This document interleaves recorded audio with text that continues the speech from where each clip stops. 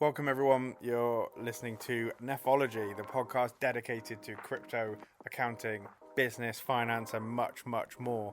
I'm Joe David, the founder of Nephos Group and Miner. Please note that all conversations recorded are professional opinions, and if you'd like to know more or gain support, please reach out to the team directly. Now on to the next episode.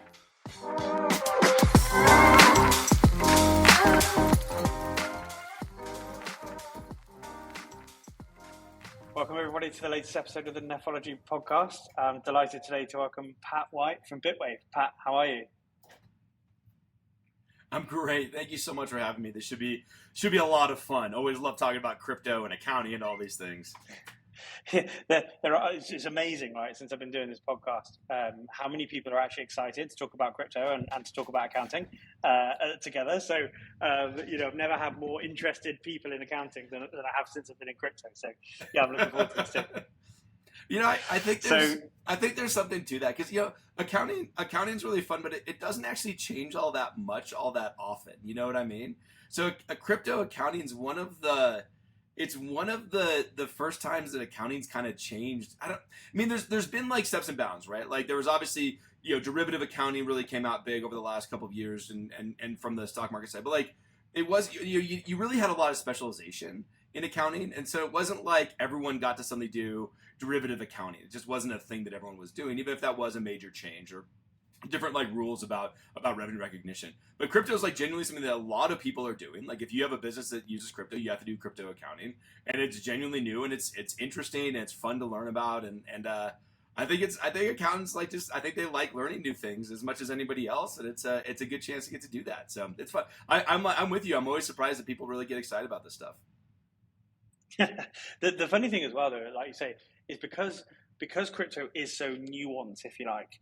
You really do have to, and there aren't like you say, if you take derivatives as an example, when that maybe came out in the kind of traditional finance world, it kind of just fell into the usual financial kind of markets or whatever you want to call it in terms of accounting policies, whereas crypto is just totally like rewritten the rule book on many things.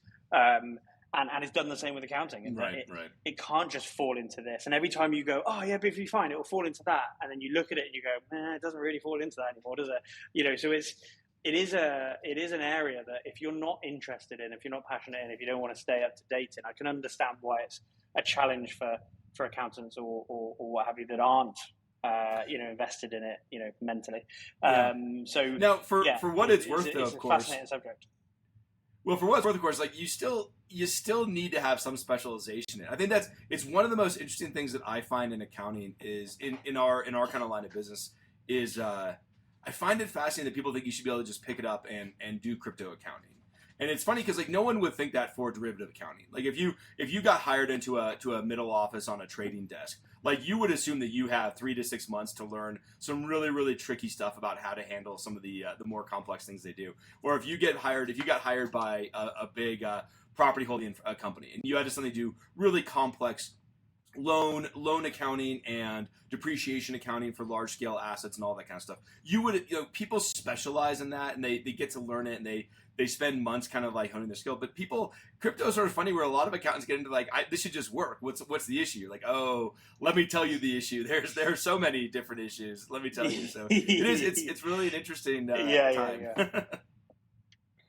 Yeah, no, it is for sure. And I think we're lucky in the sense that we're in a time where we're able to help it develop as well as just, how often do you get to start to be in an industry where you get to actually help shape the way that the industry is going to look, right? And that, that's fascinating for me. And I find that, one of the things I love most about being in the industry, if that makes sense, is that the opportunity we've got here is to shape what this looks like. And that doesn't come around very often. Like it's once in a lifetime, once in a few lifetimes, maybe opportunity that these sorts of things come, which is another reason why I love it.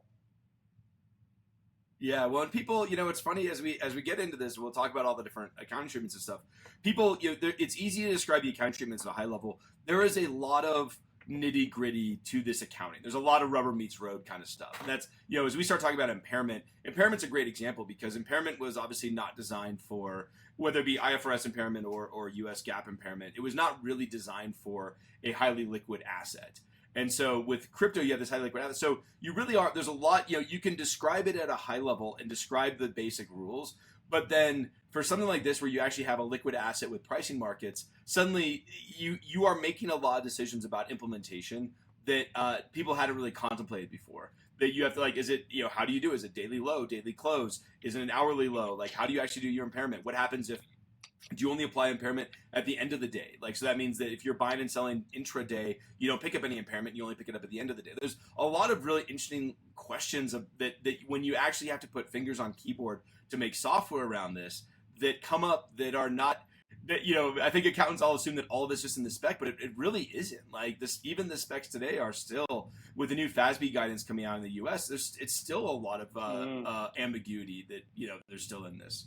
So we don't write into it. We didn't even do intros or anything. We just started getting into it. Yeah, that's true. Yeah, that is true. The last thing I'll say before I do ask you to tell everyone who you are, is, I think that's the other thing, is the way people use crypto is different across the board as well, right? So how we use crypto as a business, because we do take crypto and, we hold crypto, we invest in it as a business as well on our balance sheet, but how we use it in some ways is very different to how Tesla, for example, might use it, or MicroStrategy, or, the local cafe around the corner that accepts crypto as payment. So that's the other thing is, if you've got derivatives, for example, you go, well, people are doing derivatives for a reason. They're not necessarily doing it to accept as payment, right, for example, right?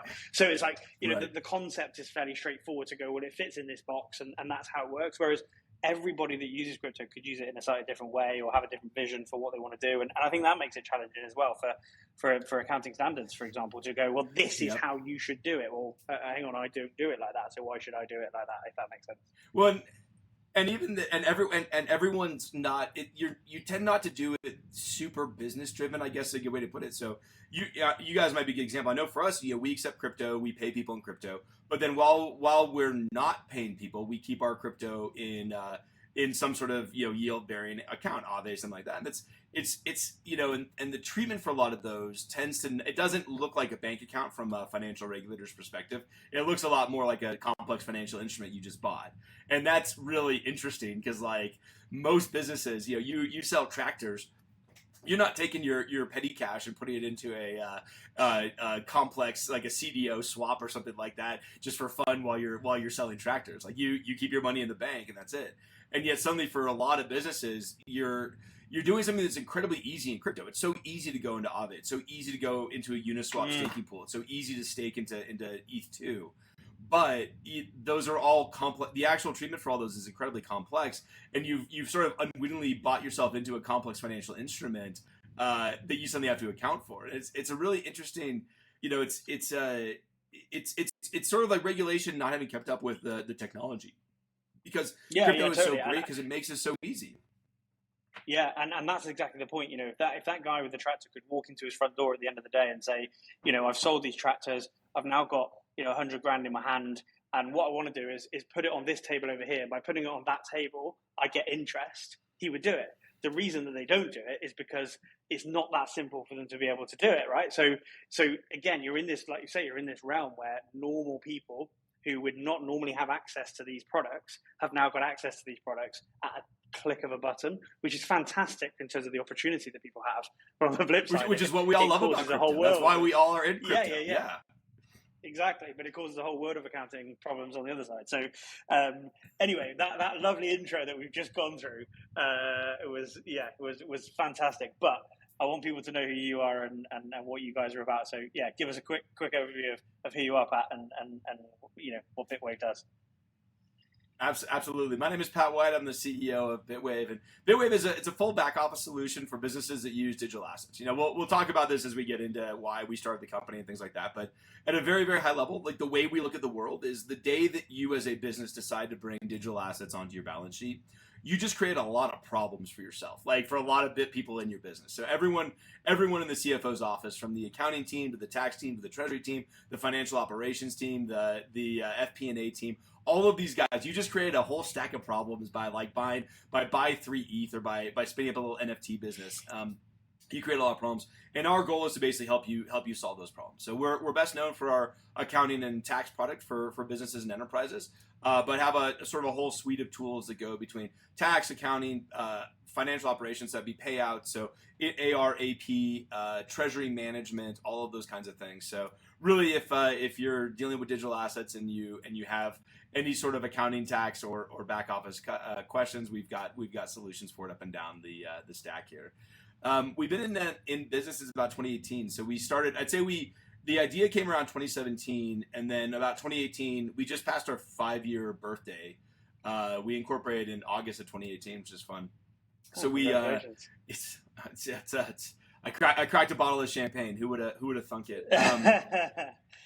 And so, for me, I've been in crypto for forever. So I got into crypto, back in 2010 in San Francisco, where there was a real nice burgeoning crypto Bitcoin scene out there. I have some code contributed to the Bitcoin Core node, and I've been in it forever. But my background is actually enterprise software. So it's something that's a little bit interesting about our business and where we sit in the world is that my background is enterprise software. And so for me, I tend to look at the world in terms of enterprise level problems. And enterprise problems are different than other problems. Like I like solving enterprise level problems because you tend to get paid more for them, but also they tend to be harder problems and you get to kind of dig into them. Like retail, I'm sure we'll talk about and everyone who's listening on this knows about retail tax solutions, crypto tax solutions, CoinTracker, things like that. And they're it's fine, but it's just a miserable business. Like retail is such a fickle business, and people are never happy, and they don't want to pay. If you're doing retail, it's exactly it's a race to the bottom. And if you're doing retail, you're suddenly getting anchored to TurboTax's price. TurboTax charges $59.99 a year to your taxes, so you can't really charge much more than that for the crypto side of it. It's a really interesting business. So 2010, I got into crypto, and I got into it back then for. I'd say I had a bit more of a libertarian streak back then than I do now. But it was sort of it was a very interesting, this idea of controlling your own destiny. I've always kind of hated the banks. I don't know how to say I've never been a big fan of banks. So especially in the U.S. I think a lot of people in crypto have that kind of slant where they, for whatever reason, they just never really appreciate kind of what the banks do out there. So I was pretty immediately drawn to it. I really liked it. But back in 2010, there wasn't an enterprise software company to build here. It was all speculators or people putting money into Mt. Gox and things like that. There really weren't a lot of businesses doing it. The only bit you could start a business doing custodial service, but that's not really my kind of business. Custodial service is a very operational security business. It's I don't know. I always because I think there's not that many people around back then. There was this company called Zappo that started. There was a Swiss custodian. I think they're still around, but their shtick back then is they bought one of those Swiss mountains. Switzerland. If you ever watch a World War II documentary, Switzerland has these mountains where you could go and they could put their entire population would go in this mountain if the Germans decided to invade. So they bought one of those mountains and they put they had airlocks and multiple guards, and they had there was one laptop 3 layers deep in this mountain where they had their private keys for their custodian. And so you had to go past 10 people with guns, and then you could get to it and you would sign the transaction. That was their whole shtick was this high level of security. And we've sort of moved a little bit beyond that. I don't think there's as many people with guns at Coinbase right now or anything like that. But still, it's a very different kind of problem. It's a problem of operational security. It's you kind of want former CIA spies and stuff like that working on it rather than enterprise software. So I kind of looked around. 2010, there wasn't really a company to start here. Me and my current co-founder, we started another company that was in the enterprise search space, and then we sold that to Cisco, and then 2017, 2018 rolled around, and 2017, for people to remember, was the summer of ICOs. So that was when Chainlink started, and Aave and MakerDAO started at the same time. A bunch of companies all hit at the exact same time because it was ETH came out in 2015. It was 1 or 2 years to kind of everyone get their feet underneath them to really understand what smart contracts could do, and then 2017 you started to really see people take advantage of it. So we looked around about 2017 and we kind of looked around, and there were something real companies with real boards of directors and real addresses and real mailing addresses and things like that, and said, all right, it's time to there are going to be businesses doing this stuff. It's time to kind of get into it. And so we started Bitwave from it was a pretty simple position, which is exactly what I said before, which is, we made a list of all the different problems that we thought businesses are going to have around digital assets. The top of that list was accounting. The second one on that list was tax. And then we just sort of started working on it and burning it down, and the rest is history. Now we're the number one accounting and tax platform for digital assets for businesses using crypto across the board, and that's what we do, and that's how we got here. Yeah, and I think it's really interesting as well, because I found this when I've spoken to a few different people in this space, where the opportunity, as an early, as a 2010 adopter of Bitcoin in one way, shape, or form, the opportunities for you are endless in terms of where you could take your crypto journey from that. And it's really interesting that you found that in accounting, right? Because there's loads of other things that you could have looked at in different ways, but there is a huge business opportunity in enterprise level accounting software. And if you can get that right, it's like I say, the opportunity is huge. And there's a few other people I know, a guy called Dan Howitt, who runs a company called Recap, which is a personal tax software mainly based in the UK, but they do offer US stuff as well. And he's got a similar background, been in crypto for, maybe not quite 2010, but around that sort of point, looked at mining, looked at exchanges, all these different bits and pieces, but eventually falls on software for tax and accounting. And if you'd taken that in any other industry, people would be like, why would you go into that?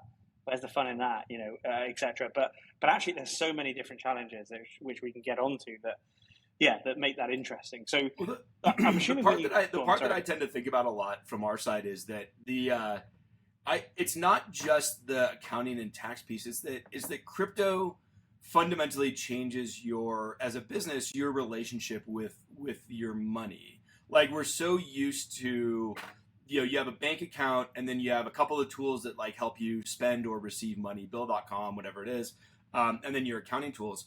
And the idea is that it really is, crypto is a totally different view of it. Like, it's this idea that like something you have all the control over it. So any sort of product like ours, what Bitwave does, if you think about like what an ERP for crypto looks like, it is a much more it is a lot less about the financial reporting, and it's a lot more about actually being able to do stuff with it. That's the part that I really liked about it, is that from the very, very beginning, we never were a pure financial reporting tool. Like, one of the first things we came out with was Bitcoin multi-sig bill payments. So because back then, it was in 2018, it was still not super easy to do a multi-sig payment.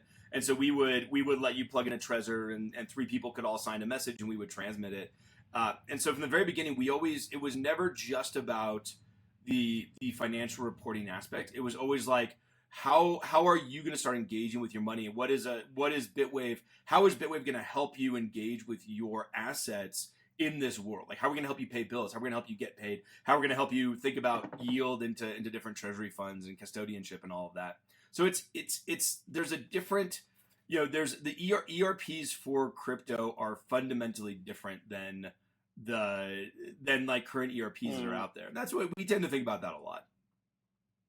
And I think also, I don't know how a lot of your customers use it, but from our perspective, we are very much the crypto software. So let's say you guys or other people in the space. We use that more as a data lake, right? We use that more as to put all the information into one place and be able to categorize it in certain ways and all these different bits and pieces. But ultimately, we use traditional ERP systems on the reporting side of it, because either our team are used to it, or the functionality from a reporting perspective is better, if that's the right word, or simpler to maybe even looks nicer, which is important. People forget that. Clients like seeing nice, pretty reports. They want the data to be right, absolutely, but they also like to be able to see stuff that they can read and understand and things like that. So if I gave you a 50-page document full of black and white text, or a nice, pretty document with pictures and stuff, you're much more likely to pick up the one with pictures, right? It's just human nature. So, that's the other thing for us is don't necessarily try and fix what's not broken. Try and create what is missing, if that makes sense. And I think that's where I feel like you guys are coming from, is you don't need to fix the reporting engine as such, because people do that, and you can plug into that and let it happen. We use Zero, for example.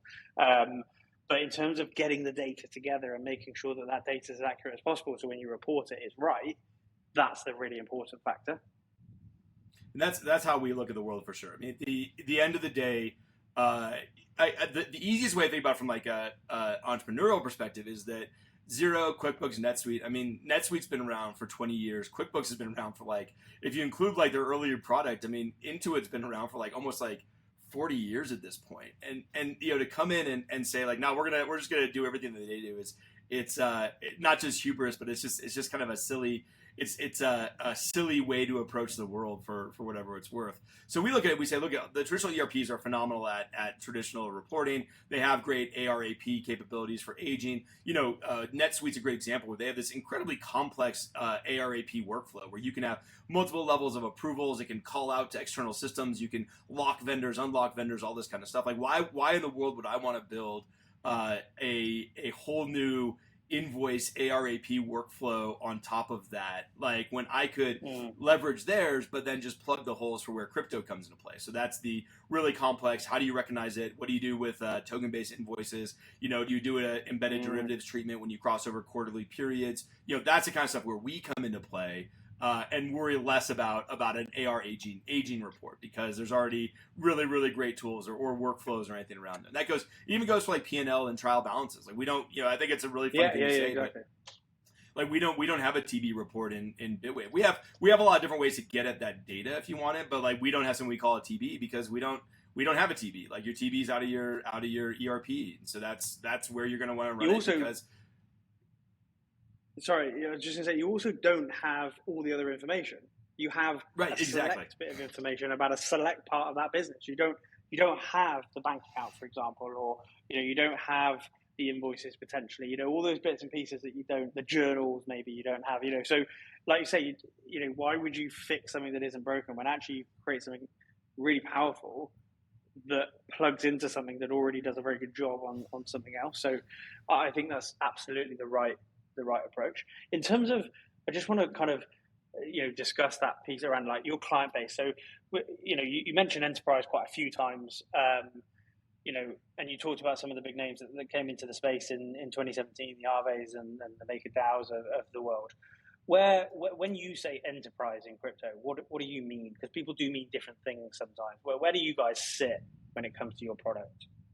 Well, Bitwave is used by everyone from 2-person shops all the way through Fortune 500, Fortune 50 companies. So we have clients like Nike that uses Bitwave, GameStop, Cloudflare. You kind of name it on that side. So companies they're traditional Web 2 enterprises, or Nike's well before a Web 2 enterprise that are getting into digital assets that need this capability. And then we have companies all the way down like Artblocks. If you're in the NFT space, so Artblocks is a NFT producer that makes the squigglies that you might see in the NFT space, and they use it for revenue recognition and partnerships and everything in between. So I mean, I think for us, we like the enterprise world because we tend to have more complicated. We can handle more complicated problems, but we work with clients all the way from small mom and pop shops, few person companies, all the way up to 100,000 person companies and everything in between. We also have a focus on financial institutions. So a lot of, people like Coinbase use us and things like that, where that's really designed for, there's a lot of different places that we plug in with financial institutions between liability tracking, complex revenue tracking. We have some really complex, I already mentioned the ARAP for token-based invoicing, where you might have this is where things get really, really tricky, where, a lot of the crypto native companies that are bigger now do pick up some type of liability or receivable in crypto. And the rules for that are obviously very, very different than just a normal liability that you would book. And so how you price it, how you handle it, if you have to do an embedded treatment on it, all of that kind of stuff. So we have capabilities around all of that. And then we also have like deep ties into a lot of it. We can do a part of our product offering is a tool that will pull in data from internal systems. So it's easy to think about a company like Bitwave really being just like using on-chain data, but I would say that on-chain data is probably 60-70% of what we deal with. The rest is either exchange data or totally internal data. So for a lot of the exchanges that we work with, we have to be pulling in. They have internal trade data, and they're doing revenue recognition every time a trade is executed. So but their fee is generally in crypto. So that's really, really complex, rev rec. It's token-based rev rec that you are also then adding to your often, if you're doing it right, you're doing it with some sort of liability tracking. Because what you really want to do if you're an exchange is you don't want to commingle treasury and customer assets. So you want to have a set of wallets that are your customers' wallets that you are then doing internal receivables against. So you're doing an internal invoice against your FBO wallet. And so that is to say you have a treasury wallet, you have an FBO wallet.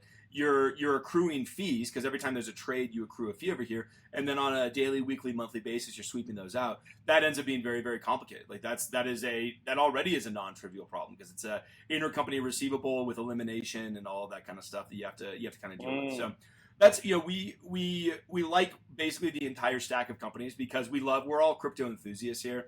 I don't think there's a person at Bitwave who doesn't own an NFT. So we all love getting to work with, Yuga and Art Blocks and all these guys that we work with. But at the same time, like our specialty is the really, really hard problems that you run into. Yeah, and that's interesting you say that because I think, sometimes I find with crypto, right, is when you get the opportunity, for example, we've had a few, pretty decent opportunities of blue chip companies that you would, you'd recognize and you get those opportunities and you feel like you're now working with a celebrity and you're kind of like, oh, I've got, take Yuga, for example, I own a Mutant Ape myself. So like, if they came on as a client, I'd be like, oh yeah, I love that because I feel like, I'm part of it type thing, and it becomes that, you get excited to work with these companies that you've bought into in a way in terms of investing your money, investing your belief and things like that. It becomes such a kind of, do you know what I mean? I can't think of the right word. Oh yeah, it becomes such I feel like Art Blocks is like that. Pudgy Penguins, Yuga is like that. Even Gary Vee is a customer, so like that's really fun. Although I've never I've never gotten to meet Gary Vee, but he's we were. They're a long time customer now, so it is really fun to be part of it. Even like Nike is cool because that's where you're actually like, that's how you're a real company when you have a deal with Nike and all of that. So it is fun. Yeah, it is fun. We've done similar things where would we take on the whole of Nike's business? No, but could we take on their an element of their crypto side? Absolutely. So there's opportunities then that we wouldn't have had in the traditional accounting world, if you like, because a firm like Nike has many people in house that would do stuff, but B probably has a top 4 auditor, given the size of firm, et cetera, right? A firm like ours wouldn't get a look in, but a firm like ours getting the opportunity to talk to them from the crypto perspective is a possibility. So that's the other thing is opening those doors to like say opportunities that you wouldn't have got anywhere else. So obviously a lot of those companies that you've mentioned there are US based, and we're judging by the accent, you're a US based citizen yourself.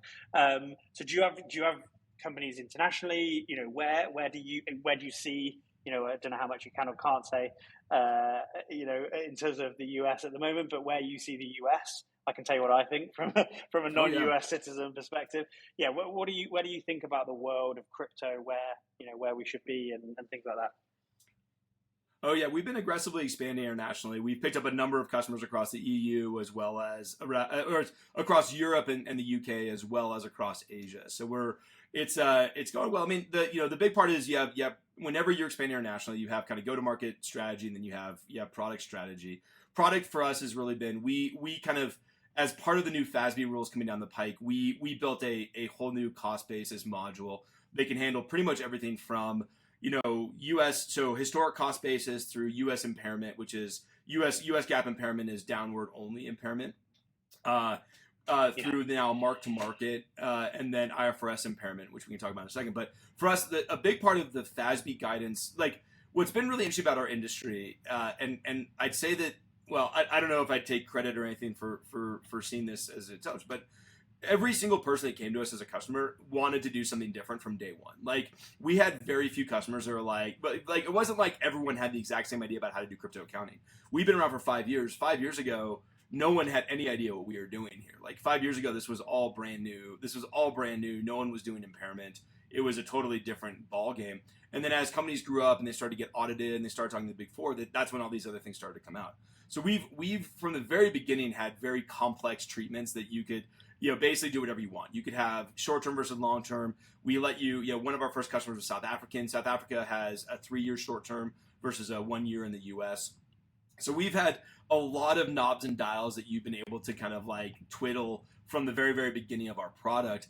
And that's just sort of matured. And it still is like that. So now with the new FASB regulation, the new FASB regulation in the US says that you're allowed to do mark to market or fair value accounting for subset of assets, but that the way they define that is one of the things they carve out is any asset that has a kind of underlying contractual guarantee. And this is where it gets really, really dicey. So I think, ETH and Bitcoin, it's really obvious. So I think everyone's going to move their ETH and Bitcoin and even like other kind of base layer tokens. So ETH, Bitcoin, Dash, even like OP tokens, stuff like that. You're going to start to move to be fair value accounting. But then a lot of other stuff. So if you're doing anything with DeFi protocols and you get a DeFi holding liquidity pool token, we have different ways we can treat that. We can do one treatment, which is that we can basically track that as a holding token, and we can track your internal assets on the liquidity pool. But then we can also do it where we track that as an asset itself. That's where you're going to have to start impairing that asset down. NFTs, you're going to have to continue impairing down. I think it's the open question would be something like a Uniswap token. So like Uniswap has a governance token that grants you voting rights. So is voting rights, is that going to be interpreted as a contractual guarantee? Long story short, like the module we released pretty recently allows you to, on an asset by asset basis, pick exactly what you want to do for digital asset cost basis for historic valuation accounting. So do you want to do fair value? Do you want to do impairment? Do you want to do IFRS impairment? We had, as part of that, we also rolled out IFRS impairment, which itself is very complicated. So IFRS impairment has two flavors in the same way you do kind of an analysis of the asset.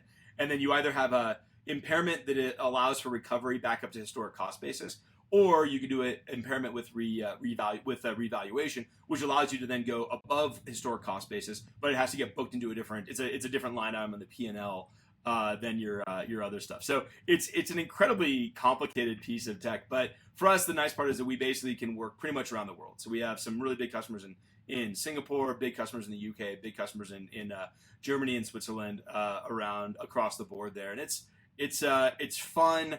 I love getting to travel to Europe to visit our big customers out there, but it also just keeps us on our toes. Yeah, no, for sure. And same for me. I was talking to you before we came on air, as it were, that I'm now based in Dubai, and I was telling someone earlier, I was speaking to a client of one of our UK clients who's looking to move to Dubai, and he was kind of saying, "Oh, so if you move the whole business?" I said, "No, we've just, the UK business is still running, but we're expanding now, globally, because the opportunity is so global." And again, coming back to the traditional accounting world, for us to be able to expand globally, yeah, we could do it, of course, but there's less kind of, I guess, kind of push or what have you to do that. Whereas this opportunity in crypto is just huge. So, as you say, the rules and regulations around this is not only complicated for people to understand in the normal kind of spectrum, but if you don't understand the underlying principle of what the client is doing in terms of the crypto transactions, if that makes sense, if you don't understand what entering a Uniswap liquidity pool fundamentally means, how can you possibly, and I say this to a lot of people, the guidance is there. You might not say it's the best guidance in the world, and there's things, especially in the UK, some of the tax guidance is very woolly, but it is there for you to interpret. But you can't interpret something that you don't understand, if that makes sense. And that's not derogatory. It's a fact. There's things I don't understand in life. I always say that also in the U.S., which is like when someone comes up and says the regulation is not clear, they're not being honest with you. Like, in fact, there's relatively clear regulation for pretty much everything around crypto, from accounting to tax rules and all that kind of stuff. What they're really saying is that they don't agree with it, and those are two totally different things. But the regulation actually is, at this point in time, pretty clear how you should be doing it. You go to any of the big four, they will all give you more or less the same guidance. There's a couple of like little nitty gritty things here and there about when you do an impairment, what time of day do you use? And like I think I mentioned before, like do you include assets you disposed of that day in impairment calculations or not? There's like real nitty gritty like that. But for the most part, the big four will all give you really similar advice on how to deal with all your digital assets at this point. So but people just hate impairment. They hate a lot of these things, and then they say that there's not clear guidance. Yeah, no, I totally agree. And I think the other thing is, for us, being outside the US, it's typically, we've got kind of two, in inverted commas, two regimes. You've got like the international accounting standards, which are one way of looking at it, and then you've got the US GAAP, which can differ. And I think that sometimes causes issues for companies, especially where they go, well, I've spoken to this person and they said this, and I'm now speaking to you and you said that, and then you look at the regime and there are nuances and things like that. So I think, having the US having their kind of own version of some of these things can add to the complication. But you're right, if you know what you're looking for and you know what questions to ask, the guidance is there to do it. It's just you've got to understand the fundamentals. So I think, again, it's really important. Joe, I have a question for you. I'm going to switch things up a little bit. Where's the IFRS? Who sets IFRS standards? Because I know a lot about US GAAP and FASB and all that kind of stuff. Where does the IFRS standard setting body sit? Are they in Europe? Are they spread around? Is it like? Yeah, it's a good question. I actually don't know exactly where they sit, but it makes sense that it would make sense that they were sat in Europe, in a sense of it's a big big place to then push that out. From, but I don't fully actually know. I don't know where they're based, if I'm honest. I'm trying to Google it while we're talking. It's so funny, these bodies that kind of like control our lives in many ways. I mean, especially for me, I feel like my life is very much controlled by FASB. And I swear to God, I didn't know FASB existed until a couple of years ago. Like, I had no idea there was this like shadow group of big four companies and government regulators that made decisions about how all accounting in the world works, or in the US at least works.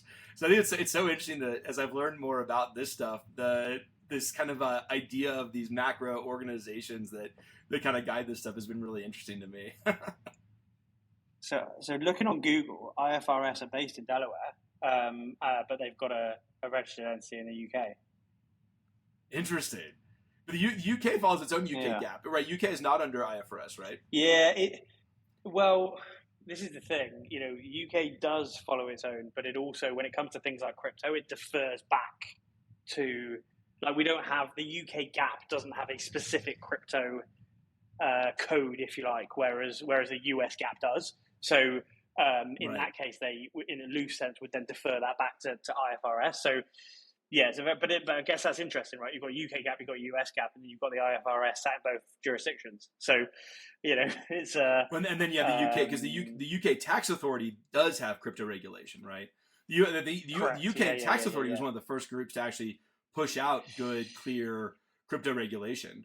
Yeah, what you said earlier around people, and I was, there's some things that I absolutely disagree with in some of the UK tax, especially when they brought out, the UK brought out their DeFi guidance, about a month or so after everyone had to file their returns, right? So they kind of said, oh, by the way, it goes back in time. So all those returns that you just filed are now wrong based on the new guidance that we're now retrospectively applying. So like there was a lot of hoo-ha around that, and around, there's a big question around beneficial ownership change, and when does beneficial ownership change from a tax, capital gains, if you like, perspective. If I enter an RV liquidity pool, does beneficial ownership change or not? And this was obviously before FTX as well, which is another large thing around, people genuinely believed in a lot of senses that beneficial ownership didn't. Centralized exchanges are obviously different, but in the grand scheme of things, people went, well, yeah, of course it doesn't change. Of course I've always got access, etc. Now it's obviously different in decentralized platforms, but that's a large thing. That was a large debate around, if I put my money into Aave and deposit it, does beneficial ownership change or not? Because that's a huge. What happens to the funds is very different to whether beneficial ownership. If I own my car and I loan you my car and say you can borrow my car, I still own it, but you can borrow it. Is there a tax implication there? Whereas if I say to you, you can have the car and I might want it back in the future, but you can just have it, then there's a very different, you can argue then that I have disposed of that asset. So there's a lot of nuances that came out of that. But in the main, if you were able to work through those because you understood crypto, you understood, how the get my words out, the mechanisms worked, you were able to make sensible decisions with clients about how best to advise them on that. Whereas if you had no idea what an Aave liquidity pool was, for example, or an Aave, depositing onto Aave and lending against that, if you didn't know what that was, how could you possibly then talk that through with a client and kind of make good of the guidance, if that makes sense? So, yeah, it's definitely been a tricky time for 100%. People. But I also think, and you'll probably agree with it, I also think people had what I would call maybe incorrect misconceptions prior to guidance being out. And then when the guidance came out, they go, hang on a second, that doesn't agree with what I thought, therefore it must be wait a minute. And it's like, well, hang on, maybe not. Maybe what you thought was not the right, mechanism. So, yeah.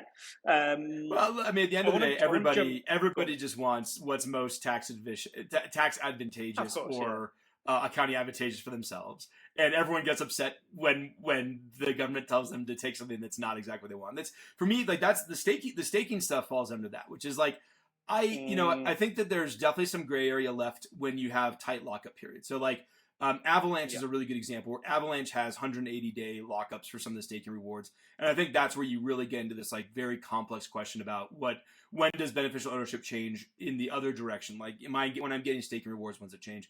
But for some of the stuff where you can withdraw immediately, that's where I'm like, all right, guys, like let's all be kind of honest here. I mean, like we could all pretend like there's like this big gray area here, but at the end of the day, like if you're getting some sort of reward that you can immediately withdraw and turn into cash and sell, of course the government wants to tax it. Like what the hell do you think the government's here to do? Yeah. Like they're not here to like sit and have philosophical discussions with you. Like they're here to tax money that you can spend as you get it. So of course, for a lot of the staking rewards that that you're getting on a day-to-day basis, that you're able to kind of immediately withdraw your reward, of course they're going to want to tax that, and of course that's the way it should work. Yeah, and like I find it like if it's available. It's very disingenuous. It's a very disingenuous argument to be like, but I can't take it out. It's like, well, you could, and the government would be fine with you taking it out. So yeah. And don't get me wrong, our job a lot of the time is to be the most efficient we can for our clients, and that means following the rules, but giving them opportunities or planning ideas or whatever it may be to help best mitigate the situations. And and that is, people are very easy to quickly to jump on that bandwagon of that's not fair. But actually, if it was the other way around, they would make it not fair on the government or whatever it may be. So I'm not a big advocate for governments right now, especially with the way the UK is. But at the same time, if you can't have it both ways. You can't have cash rewards available to you to spend on whatever you please, and then claim that it isn't a taxable event. Right. You can't have it both ways. Well, I didn't sell it. It's not taxable. Yeah, exactly. Yeah. So it's. I think most people are fine with that. It's just you just have to think. You have to get your head into a little bit more of a common sense approach and a little bit away from. But that's the thing about crypto people is we're not all. It's like a lot of people that got into this because it's not a common sense kind of thing. So it's it's an interesting side of it. And a lot of people get into it, and I get this part to an extent as well. A lot of people got into it because they wanted to be kind of anti-government, let's say, and then they're going, well, hang on a second, this thing that we created to take us away from government is now being taxed by government. Like, how does that? And I loosely understand that argument, but then on the flip side, those same people want mainstream adoption because mainstream adoption means increased value of assets, and you can't have mainstream adoption and no government intervention, and all these different bits and pieces. So it's I don't agree personally with the way the US SEC anyway has approached some of these situations. I think that they've been very heavy-handed without necessarily. Well, the SEC is pure rent-seeking. I mean, at this point, like literally, it's purely kind of government rent-seeking over. I think the best way to understand the SEC and really the U.S.'s response to crypto in general is to always remember that the U.S. is like it's essentially one of our number one industries is financial services. It's about 30. It's like something like 30% of our GDP comes from financial services. Like we are a service-based economy, and I don't mean even like white collar workers and stuff. I mean like we sell financial services, and so anything that threatens that obviously gets a very, very harsh knee-jerk reaction from the government here. So that's the best way to understand any U.S. regulation. Just remember that we have an incredible amount to lose from a world where crypto really did. If crypto really did completely take over and kicked out all the banks and all the sort of traditional financial intermediaries, the guys selling CDOs and MBS and mortgage-backed securities and all this stuff, that would be an enormous blow to the U.S. Economy. And so everything has to kind of get judged in that sense of it's all rent seeking and kind of control over that in a very sensible way. I mean, it's sensible way. Like that's the US, we should be protecting ourselves. Now, I personally like crypto and I think we should be on the forefront of it. And I think we should be blowing up those institutions and creating new ones behind it. But you still understand like kind of where they're coming from. Yeah, and again, I don't know about you, but sometimes you get lost in being in the crypto bubble. Or when you come out of the crypto bubble, and like you just said, I can't remember the exact percentage you gave, but 30%, whatever exactly it was that you just gave, and if you blindfolded someone and didn't tell them the industry, and you said we're going to create something that's going to take away 30% of the GDP, if you like, of this country, how do you think about that, and what do you think we should do? The first thing they would say is you should stop it. Because why would people want, the country to lose that level of their GDP? Of course they wouldn't. But then people have their crypto, beer goggles, as it were, on, right, where they go, right, I'm crypto and I'm crypto only. So, and look, I'm that way sometimes, and sometimes you have to step back and go, what makes most sense, as well. So, I want to just jump into a couple of bits that, we said at the start that we try and keep it to 25, 30 minutes, and we've gone way over that, but it's been a really useful and interesting conversation. So that's why I'm really pleased that we've been able to go into it. But where do you, first of all, just kind of quickly, where does Bitwave go from here? What are the next steps for you guys? Where do you see the business developing and the industry developing? Yeah. Well, right now we are incredibly excited about payments. Like we think payments is sort of where everything's going because in this sort of market downturn, what you're seeing across the board is people getting real about saving money and sort of like efficiencies and things like that. And it's less like crypto right now is less about it's a little bit less about DeFi. It's less about NFTs. It really is saying like we're coming out of the trough of disillusionment. If you're familiar with like traditional analyst terms, there's this concept where you go through these hype bubbles where you ramp up this excitement hype curve. The top of that hype curve was probably somewhere, it was 2020, 2021, 2020, 2021 there between DeFi and then NFTs. Like we're at the absolute peak of the hype curve. And then you kind of crash down off of it. And a lot of it is about when you're coming out of it on the other side, it's about finding the real value that's being provided. I think that's where I tend to think a lot about crypto in terms of what is the really hard problem that both blockchain solves, crypto solves, and like why are people going to be using it in 5 years? And I think NFTs and stuff like that are really cool, and there are generally good use cases around gaming and around online identity, whether that be Supreme or whatever it is. It's your online community identity that's there. But that's not why businesses aren't adopting crypto to buy Nike NFTs. Like that's not why Walmart's going to buy it. Walmart's going to buy it because they can fundamentally change their relationship with money, with their supply chain, with how they release it, how fast they are getting access to funds, how quickly they are releasing funds, like how long that cycle they have. So we tend to think that like a lot of what's exciting in crypto is coming down the pike now around payments, and that's where we put a lot of our efforts. So we have a big payments product. It's our enterprise payments product coming out. It's a soup to nuts payment solution. Bring your own key. We don't do the custodial work. We do the accounting, and then we let you actually click the button. But it's kind of like deeply integrated with Coupa, with NetSuite, with different ERPs out there. So if you want to kind of I think we did a survey where some of our customers are spending $1,000 a month on Bill.com, and we're now seeing a world where you can kind of change the economics of payments from a percentage-based payment, whether that be incoming or outgoing, to a flat rate per user per month cost for the software. And that's a really exciting time frame here. So we're really excited about payments across the board. We think that's gonna be huge. We're really excited about treasury management, and that's how treasuries are thinking about crypto assets. So now that we've all kind of like, I think accounting is getting to be more and more of a solved problem. There are always like little challenges and tricks and stuff like that, but accounting is getting to be more and more of a solved problem.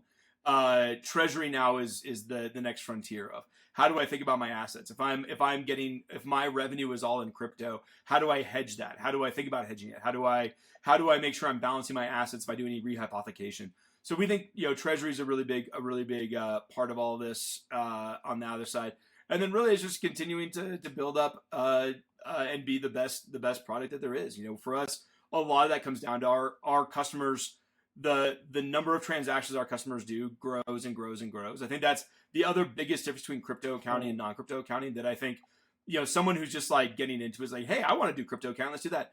The thing that they don't understand is that you, as a crypto accountant, like you end up being a little bit of a data scientist. Like our biggest customer does 3 billion transactions a year. That's Walmart level. I mean, I think Walmart does a little bit more than that, but Walmart, this is the difference here is like Walmart had 75 years. They probably have a finance team of 500 to 1,000 people that deal with that scale of data. They when they would have implemented SAP, guaranteed a Walmart SAP project to handle that volume was probably $100 million project, easy, like not even blinking an eye, probably something in that scale. And we're now working with a company that does this with 3 finance people. The project size is in the hundreds of thousands, not hundreds of millions, and they're expected to be able to handle all the same capabilities. I mean, it's this bizarre intersection of like complexity with being a startup where you don't have $100 million spent on a project, but it's great because that means that we're building really useful tech that can handle scale. They can handle the scale in a way that no one else can. So it's really exciting. Like, so we just continue to scale up and we're now moving to the point where many of our customers are doing millions of transactions a day, and it's non-trivial to deal with. It is a totally different kind of ball game at that level. Yeah, no, I totally, and we're the same. We want to be working with the more complex products. We want to be working with the enterprise products. Clients.